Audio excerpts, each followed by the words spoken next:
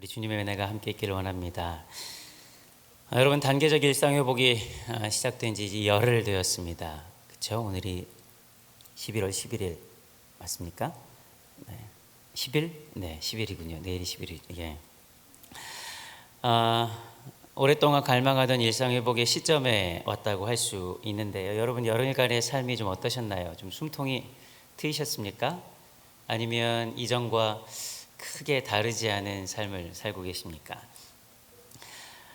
각자 처한 상황과 형편에 따라서 아마 다를 거라고 생각해요. 조금은 더 자유로워졌다고 생각하시는 분들도 계실 테고, 별반 다른 게 없다라고 생각하는 분도 계실 거라 생각합니다.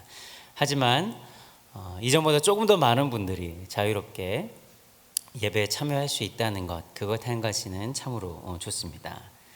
여러분, 이렇게 옆에 앉아가지고 예배 드릴 수 있다는 게 얼마나 감격스러운 일이에요. 손이라도 한번 잡아봅시다. 옆에 사람을 이렇게. 이전에는 손도 못 잡았어요. 거리가 멀어가지고, 그렇죠? 이렇게 가까이서 예배 드릴 수 있다는 게 얼마나 감격스럽고 감사한 일인지 모릅니다. 2021년 한 해를 돌아보면서 이런 가장 히트한 찬송이 있다면 손경민 목사님이 지은 은혜라는 곡이 아닌가 생각돼요. 물론 이전에도 있었겠지만 제가 몇 년도에 작곡했는지는 조사 안 했습니다만 제가 우리 교회에서 처음 배웠거든요. 올해 내가 누려왔던 모든 일들이, 내가 걸어왔던 모든 삶이 당연한 것 아니라 은혜였어. 지금까지 지내온 것 우리 주의 은혜라 이후에 가장 우리 마음을 후협하는 가사가 아닌가 이런 생각을 좀 하게 됐어요. 여러분, 이 찬양의 가사처럼 오늘 우리에게 주어진 삶을 온전히 감사하고 모든 것이 하나님의 은혜라고 고백하는 우리 모두가 되기를 우리 주님의 이름으로 축복합니다. 그런데요, 이렇게 우리가 예배를 드리고 찬양을 하고 이럴 때는 정말 그런 고백이 막 나오는데 조금만 상황이 바뀌고 시간이 흘러가면 그 은혜의 고백이 금세 사라져버리는 우리들을 좀 발견하게 됩니다.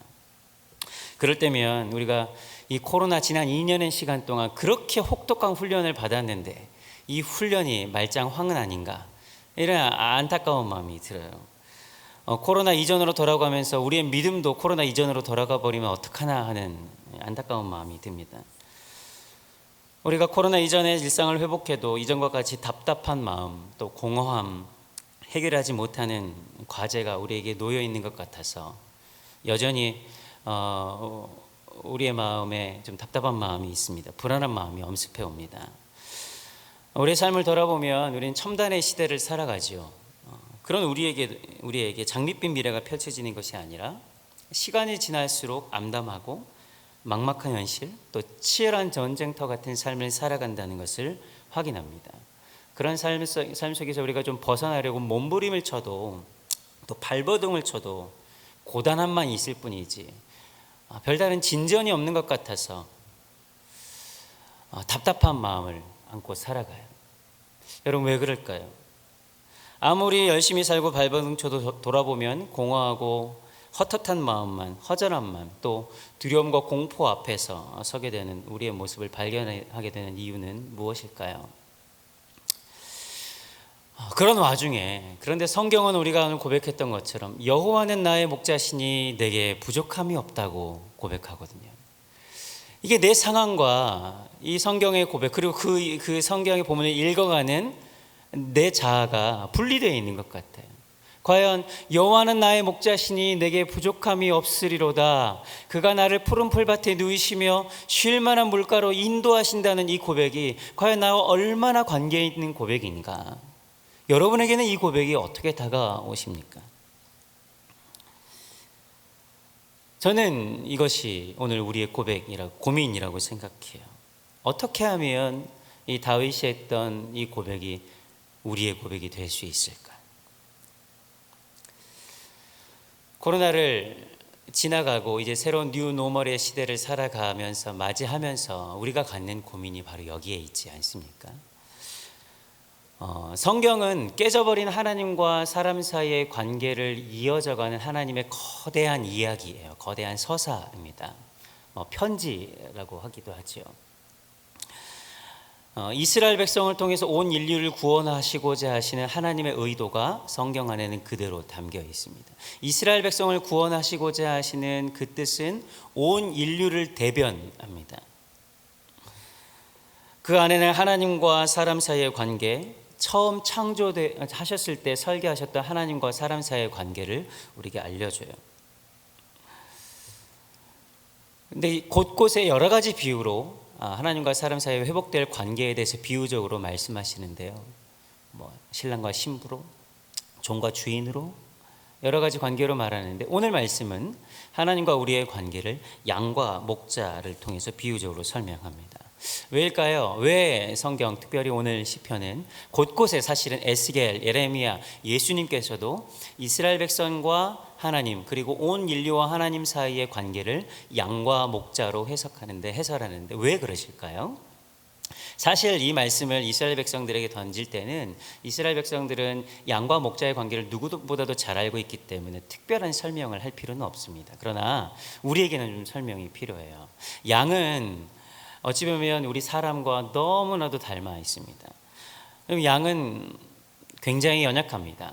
양과 비슷한 덩치를 가진 동물 중에서는 가장 연약한 동물이에요. 힘이 약해서 스스로 지킬 수 없을 뿐더러 빨리 달리지도 못합니다. 그래서 맹수를 피할 수도 없어요. 이 몸이 우둔해서 뒤집어지면 스스로 일어나지도 못해요. 제 영상을 보여드릴까 하다가 시간이 너무 많이 날 것 같아가지고 유튜브에서 뒤집어진 양 한번 쳐보십시오. 그러면 양이 아주 막 뒤집어져가지고 발발발 거리는데 못 일어나는 장면이에요. 그러면 목자가 와서 밀어줘요. 자기가 먹을 것을 찾지도 못해요. 근데 성격은 겉으로는 온순하게 생겼는데 굉장히 괴팍해요. 작은 위협에, 두려움이 많아 작은 위협에도 놀라가지고 죽기도 합니다. 들깨가 한 마리 들어오면 순식간에 몇십 마리가 죽어버려요.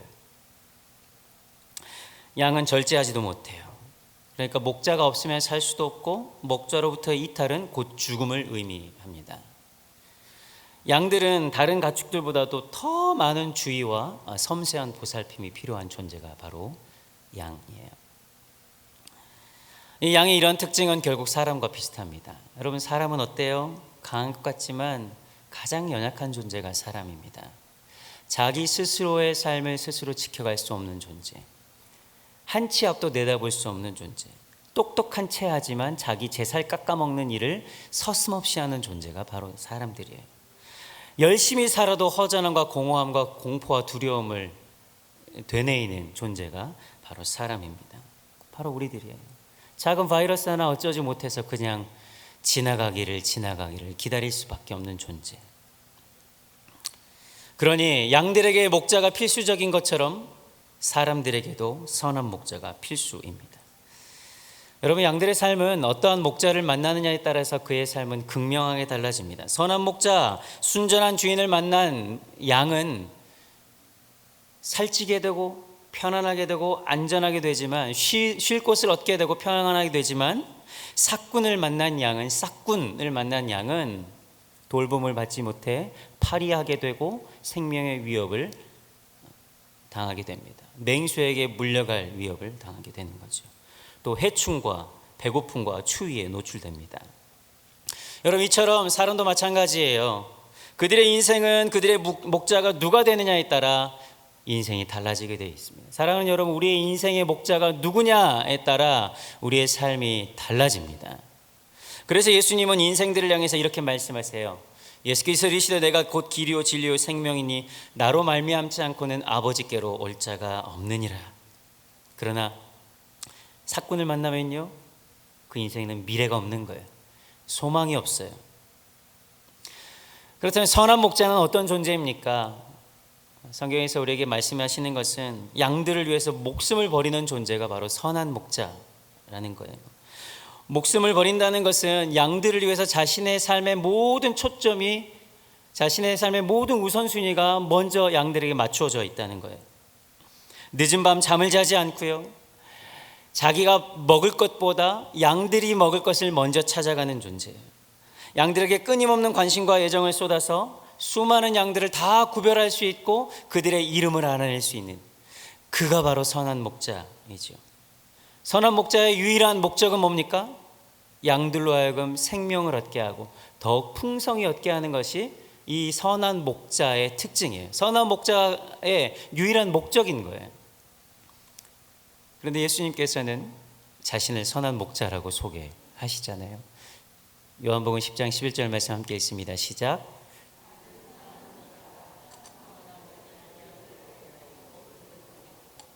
예수님은 아무도 없는 외로운 곳에서 양을 치지만 양들에게 최선을 다하는 목자가 어떠한 목자인지 누구보다도 잘 알고 있었던 거예요. 그것은 우리의 고백이기도 하지요. 그런데 왜 우리는 이렇게 알고 입술로는 고백하는데 왜 우리는 여전히 여호와께서, 하나님께서, 우리 주 예수님께서 우리의 목자가 되신다는 고백을 하면서도 여전히 우리의 삶에 만족하며 살아가지 못할까? 여러분, 우리가 그게 숙제 아니겠습니까? 그리고 또 다른 기쁨이 다른 곳에 있는 것처럼, 그리고 또 다른 것이 우리에게 필요한 것처럼, 또 다른 목자가, 또 다른 보증이 우리의 삶에 필요한 것처럼 우리는 헤매는 것일까요? 오늘 본문 1절 말씀을 같이 한번 읽어볼까요? 시작. 여호와는 나의 목자시니 내게 부족함이 없으리로다. 여러분, 이제 우리가 좀 냉철해질 필요가 있는데, 냉정해질 필요가 있는데요. 여호와는 나의 목자라고 고백하면서도 우리가 여전히 부족함을 하나님 앞에 토로하는 유일한 이유는 성경에 의하면 우리가 여호와를 목자로 고백하지 않기 때문에 그렇습니다. 다른 데서 이유를 찾을 수가 없어요. 여호와는 나의 목자시니 내게 부족함이 없다고 성경은 우리에게 알려주는데, 여호와는 나의 목자라고 하면서도 여전히 내게 부족하다면 둘 중에 하나가 틀린 게 아니겠어요? 성경이 틀리든지 내 고백이 틀리든지. 여호와를 나의 목자로 인정하지도 경험하지도 못했기 때문에 그래요. 그리고 여호와가 나의 목자라는 것의 진정한 의미를 바로 인식하지 못하기 때문에 그렇습니다. 여러분, 여호와가 나의 목자가 된다는 것은 상호 관계적인 용어예요. 한쪽에서만 일방적으로 고백할 수 없는 거라는 거예요. 목장에 있는 목자 관광객들이 와서 양들을 아무리 불러봐요. 양들이 반응하지 않습니다. 목자가 가서 양들을 부를 때 양들이 반응해요. 목자의 음성을 듣고. 목자가 양을 돌보아야 하고 양은 목자를 따라야 합니다. 그래야 그 양은 부족함이 없는 거예요. 이번에 제가 선한 목자 학교를 진행하면서 43명의 그 후보자들한테 추천 도서를 한 10권 정도 알려드렸는데 숙제를 내드렸어요. 읽고 독후감에 쓰라고.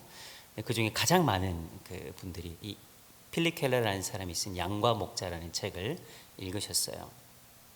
거기서도 제 이 설교 제목도 따왔음을 밝힙니다. 이 양과 목자라는 책에서 여호와는 나의 목자가 된다는 것의 의미를 3가지 정도로 소개해요. 첫 번째로, 여호와께서 우리의 목자가 되신다는 것은 이 광활한 우주에서 먼지와도 같은 나, 아무런 의미도 없는 것 같은 나를 창조하셨고 관계하셔서 특별한 존재로 부르셨대요. 그 여호와께서 나의 창조자가 되신다는 것을 인정함으로 내 인생이 하나님께 달려있다는 것을 고백하는 것. 이게 첫 번째 의미라는 거예요. 우리는 태초부터 그리스도에게로부터 왔고 그리스도 안에 살아야 하고 그리스도께로 가야 한다고, 그것을 고백하는 것이 여호와가 나의 목자라는 것의 의미라는 거예요. 둘째는, 여호와가 나의 목자라고 고백하는 것의 의미는 그 예수께서 우리를 자신의 피와 목숨값으로 우리를 사셨다는 것을 인정한다는 거예요. 그러니 이 생명의 권리가 누구에게 있어요? 그 양에게 있지 않아요. 목자가 양을 사면, 값을 주고 치르고 양을 사면 그 생명의, 양의 생명의 권한은 누구에게 있습니까? 목자에게 있는 거예요. 그러니 우리가 여호와를 목자로 고백한다는 것은 나의 생명의 권한이 누구에게 있다고 고백하는 거예요? 여호와께 있다고 고백하는 거예요.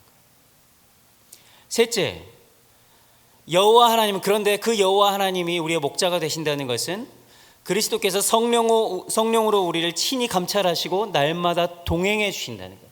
우리를 온전하게 보호해 주신다는 것을 고백한다는 거예요. 여러분, 이 세상에 나를 만드시니, 나를 사시니, 성령으로 나를 보호해 주시는 이만큼 나를 가장 잘 보호해 줄 수 있는 이가 어디에 있겠습니까? 결론적으로 여호와가 나의 목자가 되신다는 것은 철저하게 나로부터 시작하는 것이 아니라 하나님으로부터 시작하는 일이라는 거예요. 그 안에서 내가 주장할 수 있는 것은 없어요. 세상을 창조하신 광대한 하나님과 멀리 떨어져 있는 것이 아니라 굉장히 권위적인 하나님과 내가 관계하는 것이 아니라 아주 친밀하고 내밀한 은밀한 관계를 하는 그런 관계가, 그런 인격적인 만남이 있을 때라야만 여호와가 나의 목자가 된다고 고백할 수 있다는 거예요. 상호 관계적인 용어라 그랬잖아요. 우리가 그를 진심으로 만나고 있는가? 인격적으로 교제하고 있는가? 내 삶이 그의 살아계심을 통해 영향을 받고 있는가를 통해서만 확인되는 것이 여호와가 나의 목자가 되신다는 고백이에요. 아무리 우리가 입술로 고백해도 이 상호 관계적으로 서로가 영향을 주고받지 않는 한 우리의 고백은 헛될 수밖에 없어요. 여러분, 우리의 입술의 고백, 지적인 동의로만 여호와께서 우리의 목자가 되는 것이 결코 아닙니다. 그러니까 다윗은 여호와가 나의 목자가 된다고 믿습니다, 이렇게 얘기하지 않았어요. 여러분, 저 남자가 내 남편임을 믿습니다, 이렇게 얘기해요? 저 사람이 내 엄마임을 확신합니다.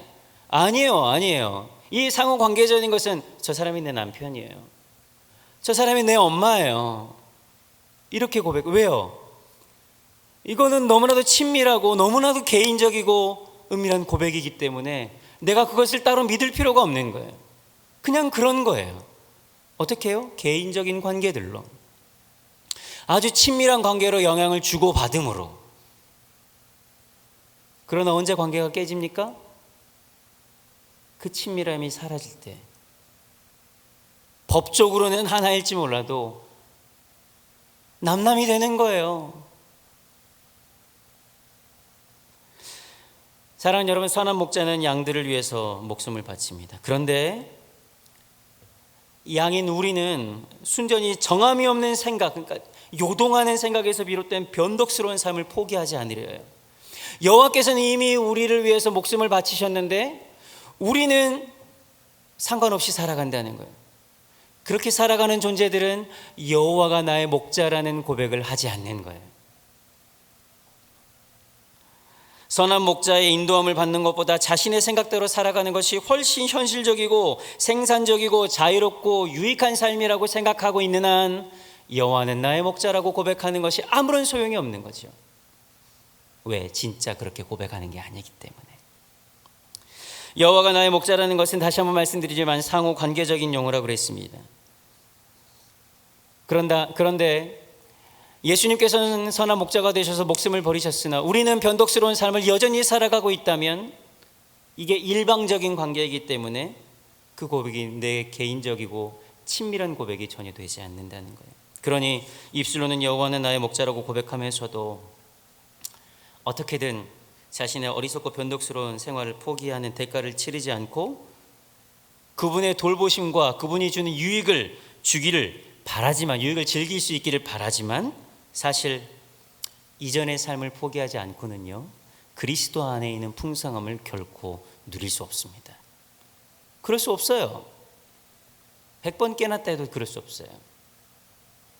사람이 여호와와 바알 사이에서, 둘 사이에서 머뭇거릴 수는 있으나 둘 다 잡을 수는 없습니다. 그리스도에게 속하든지 바알에게 속하든지 둘 중에 하나인 거예요.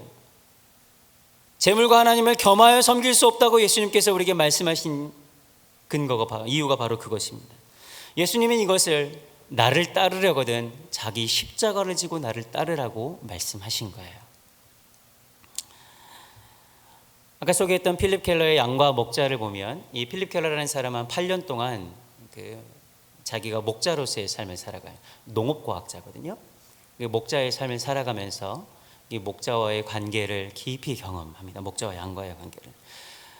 근데 목자가 처음 이제 목자가 되기 위해서 양을 사고 나면 가장 먼저 하는 일이 뭐냐면 날카로운 면도날을 가지고 칼을 가지고 양의 귀가 가장 잘 보이니까 귀에 자기만 알아볼 수 있는 상처를 낸다는 거예요. 자르기도 하고. 그러면 양이 난리가 납니다. 피가 튀고. 그런데 그 순간 칼을 들고 귀를 자르는 양도 엄청난 고통의 순간을 경험한다는 거예요.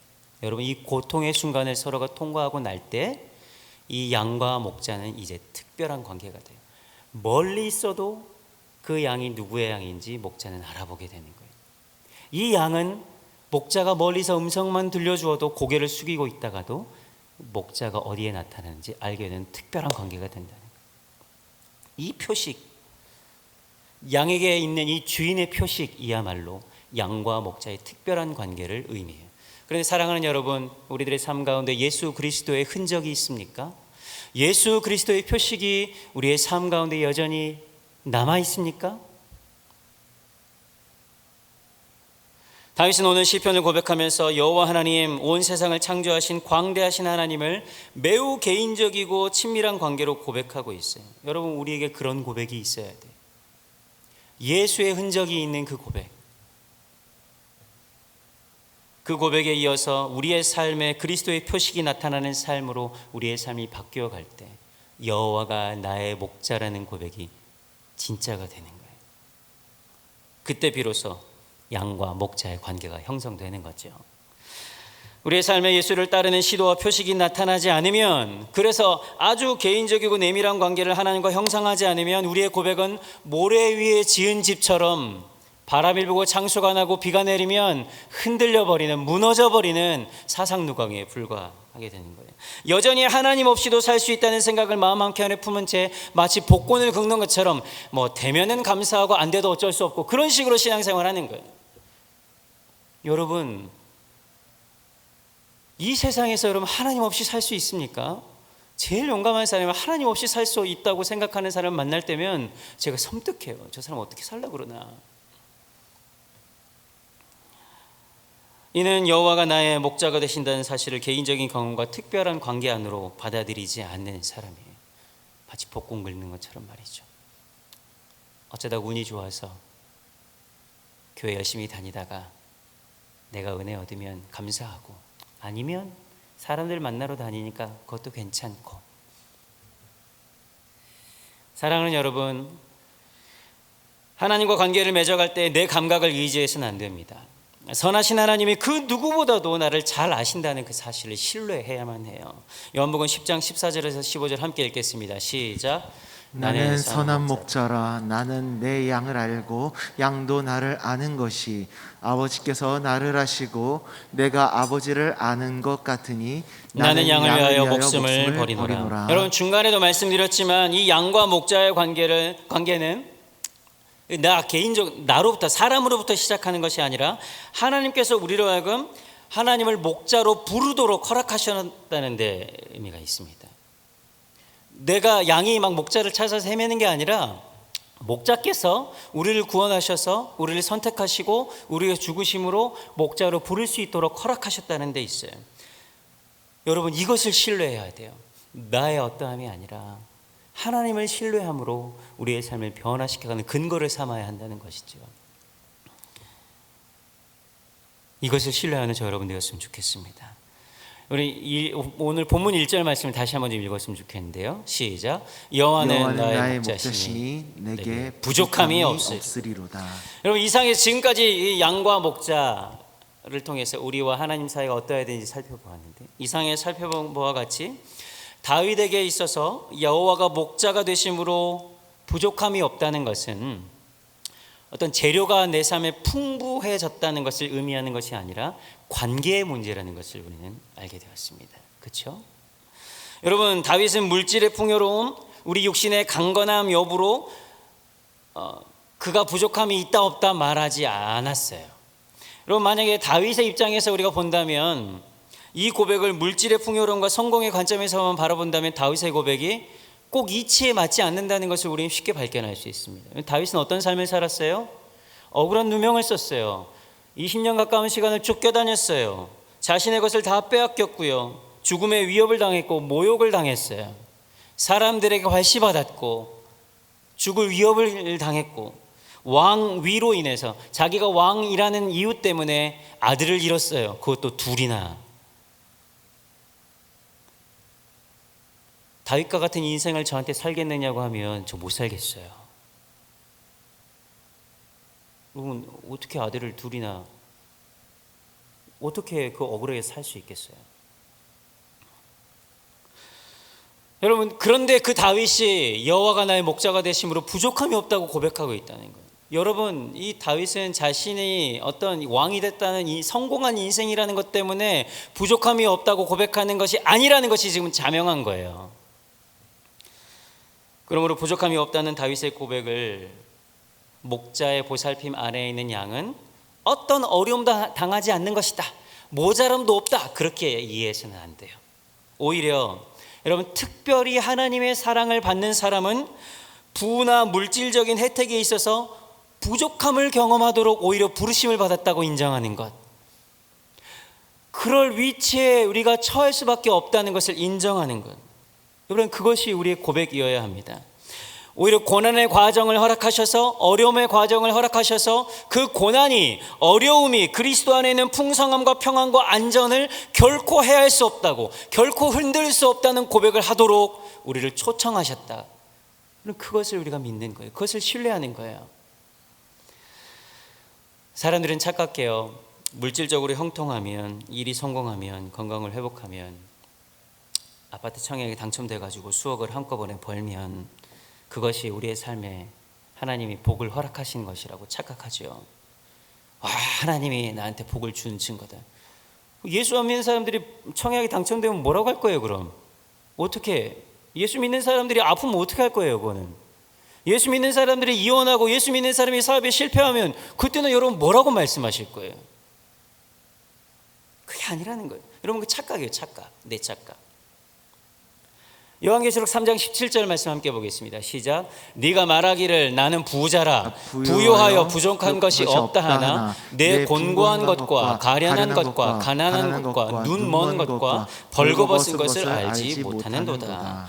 여러분, 다윗의 부족함이 없다는 고백은 물질적인 혹은 육신적인 풍요로움이 무조건 허락된다는 말이 아니라 우리 주 예수 그리스도께서 허락하시는 이 평안과 이 영원한 만족감을 얻을 수 있다고 고백하는 거예요.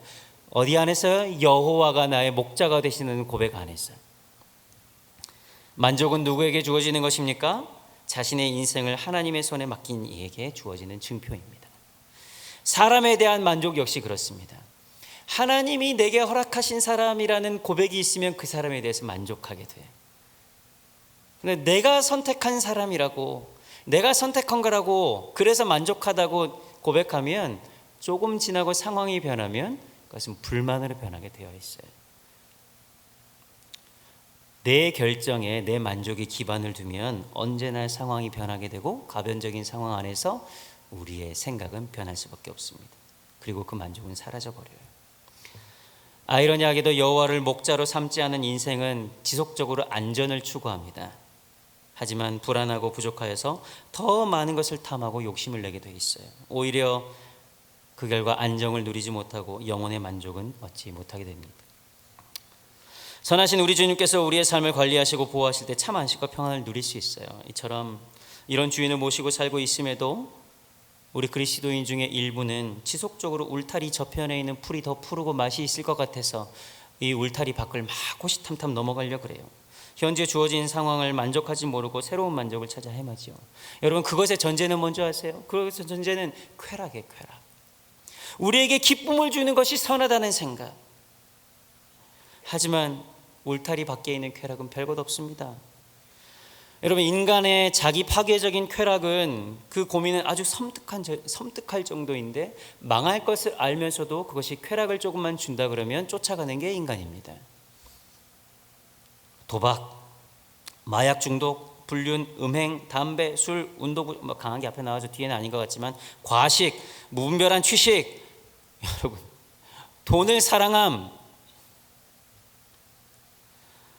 우리는 비참한 결과가 예상되는 일임에도 불구하고 이것들이 주는 굉장히 말초적인 쾌락의 유혹을 이겨내지 못해요. 그런데 여러분, 이 말초적인 쾌락, 중독을 이길 수 있는 유일한 길은 더 좋은 것을 만나는 길입니다. 예수 그리스도를 만날 때 다른 곳에서 만족을 얻으려고 했던 우리의 쾌락이 덮어지게 되는 거예요.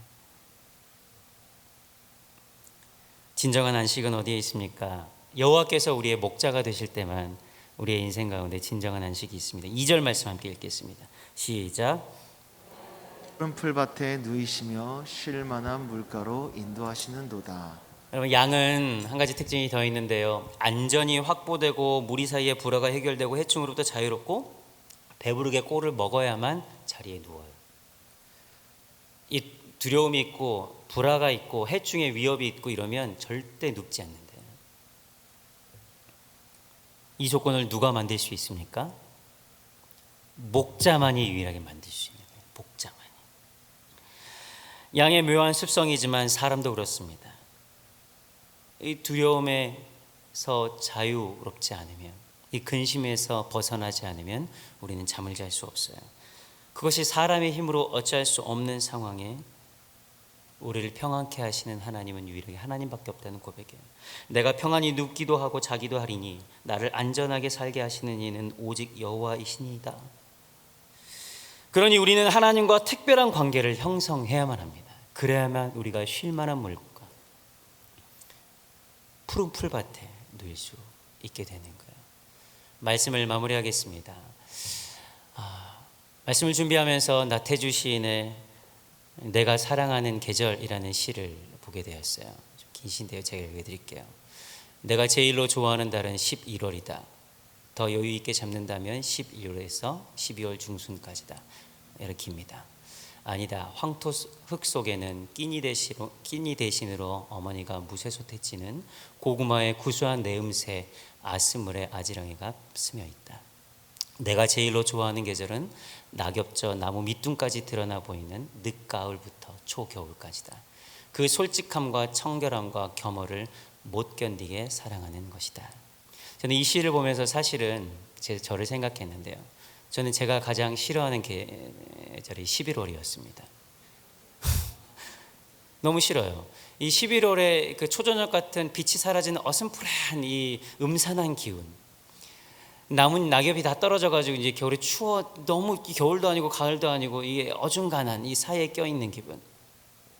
11월이면 내년을 준비해야 되는 이 복잡다단하고 바쁜 일상, 이 11월이 너무 싫었어요.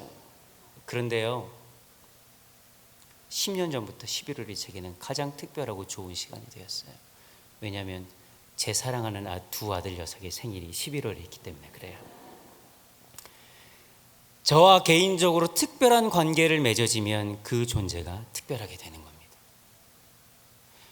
여호와 하나님과 우리의 관계가 특별하게 될 때 우리의 인생이 특별하게 해석되는 거예요. 사랑하는 여러분, 특별한 관계가 생기면 좋지 못한 일도 특별한 일이 됩니다. 특별한 관계 안에서 우리의 인생은 해석되고 간증이 되게 되어 있어요. 광야가 이스라엘 백성에게 축복의 장소가 되는 이유는 여호와 하나님과 특별한 관계를 맺었기 때문에 그런 거예요. 동굴이 다윗에게 특별한 이유, 전쟁터가 여호수아에게 특별한 이유, 사자 굴이 다니엘에게 특별한 이유, 돌에 맞아 죽었던 현장이 스데반에게 특별한 이유, 유라굴로 광풍을 만나서 배가 뒤집힐 위기에 처했을 때 그때가 바울에게 특별한 이유는 여호와 하나님과 그의 관계가 특별한 관계가 되었기 때문에 그래요. 하나님과의 특별한 추억이 될 수 있는 오늘, 여러분, 오늘은 하나님과 우리의 관계로 인해서 특별한 날이 될 수 있음에도 불구하고 나의 문제가 여전히 우리에게 부족함을 경험하게 하고 벗어나지 못하게 해서 올무에 걸린 동물처럼 아등바등거리며 사는 이유는 여호와가 나의 목자가 되지 않고 여전히 내 인생의 목자가 나라고 착각하는 그 불신앙에 있기 때문은 아닐까요? 코로나 시절을 지나면서 우리가 회복해야 할 것은 이전의 일상이 아니라 바로 여호와를 나의 목자로 삼는 우리의 신앙의 고백인 줄로 믿습니다. 양같이 제 길로 가는 우리들에게 기꺼이 목자가 되어주시겠다고 말씀하시는 예수를 따르는 우리 모두의 인생이 되기를 우리 주님의 이름으로 축복합니다. 함께 기도하겠습니다. 거룩하신 아버지 하나님, 여호와께서 우리의 목자가 되십니다. 그러니 우리에게는 부족함이 있을 수 없고, 여호와께서 우리의 목자가 되시니 우리의 삶이 푸른 풀밭과 같고 쉴만한 물가가 되는 줄로 믿습니다. 그러나 여전히 여호와가 목자가 되신다는 고백이 우리의 삶에 아무런 문제도 일어나지 않는다는 말은 아닙니다. 주님과 특별한 관계를 맺음으로 그 문제 안에 우리에게 은혜 주시고자 하시는, 우리의 그 문제를 통해서 우리를 선한 길로 인도하시고자 하시는 하나님의 온전한 뜻을 분별해내는 주의 백성들이 다 되게 하여 주옵소서. 감사와 찬양을 드리며 살아계신 예수님 이름으로 기도합니다. 아멘.